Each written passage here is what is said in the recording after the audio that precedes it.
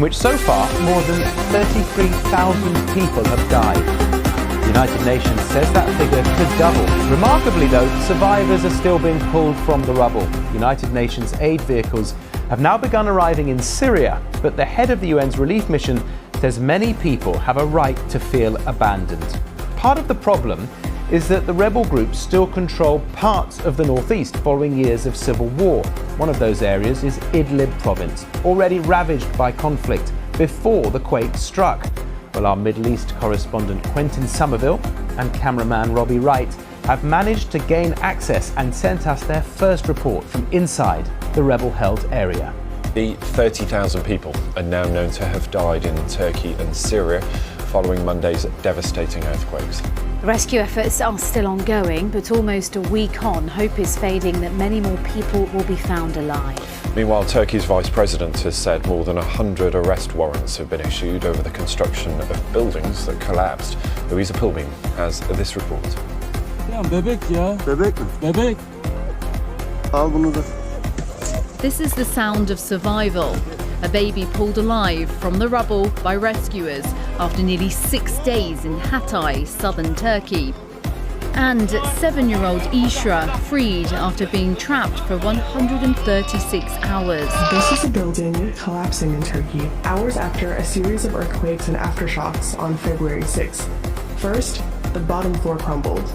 Then, the rest of the building came down on top of it in what's known as a pancake collapse. Thousands of buildings near the epicenter in southern Turkey and northern Syria tumbled straight down in a similar way. The intensity of the earthquakes alone carried the potential for destruction.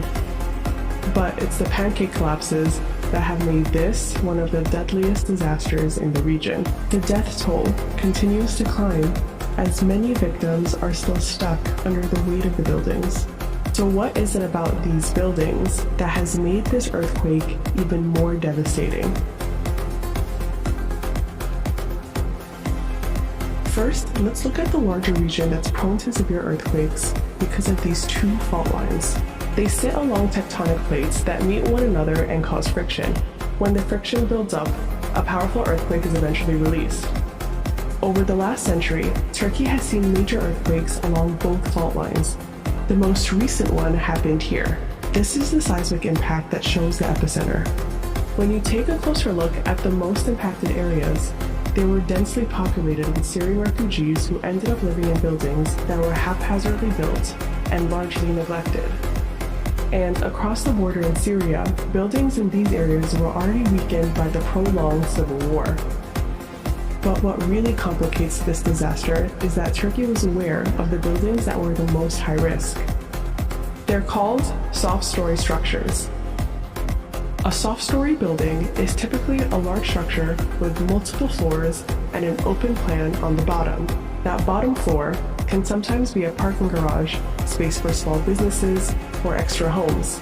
These buildings are very common throughout the world, especially in countries like India, Pakistan, and Turkey, because they offer a solution to overcrowding in densely populated areas.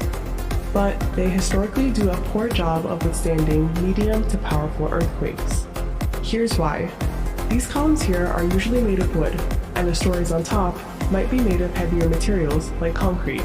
Sometimes the bottom floor has fewer walls than the ones above, with sides that may be left open, or columns that aren't connected by walls.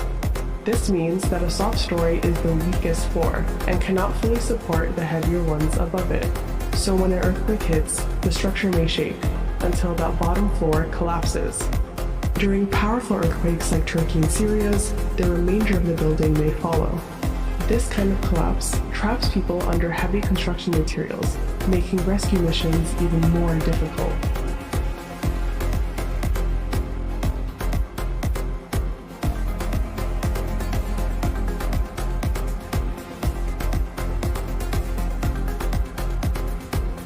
But this is a challenge Turkey has faced before. A comparable 7.6 earthquake hit Izmit in 1999 and caused over 17,000 deaths. It became clear that poor building design and soft stories, which made up nearly 90% of building collapses, exacerbated the death toll in this disaster.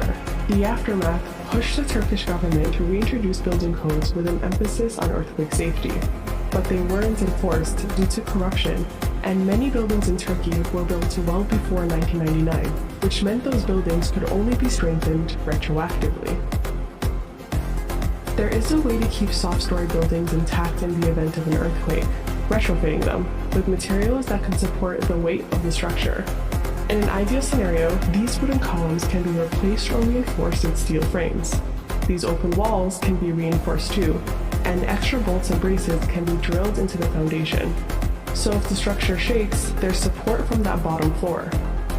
A solution like this seems simple, but it's extremely expensive to execute. According to the World Bank, around 6.7 million residential buildings in Turkey need retrofitting or reconstruction at a cost of $465 billion.